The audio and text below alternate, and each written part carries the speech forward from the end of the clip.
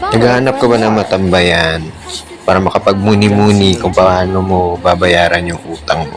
Tamang-tama, maaari kang tumambay dito na libre. Akalain mo mukhang nasa isang campus ka ng mga magarang eskwelahan or UP Diliman. No way, dito lang yan sa Davao Crocodile Park, kung saan makikita ang iba't ibang klaseng buaya na hindi mo pa nakikita sa buhay mo, na kadalasan makikita lamang sa Kongreso at sa Senado.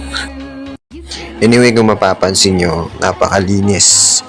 Kaya kung pupunta kayo dito, huwag talaga kayo magtapon ng basura sapagkat tagalieg yung penalty.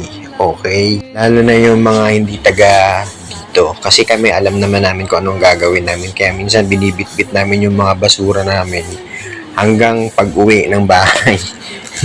Ganun kami ka dapat disiplina dito.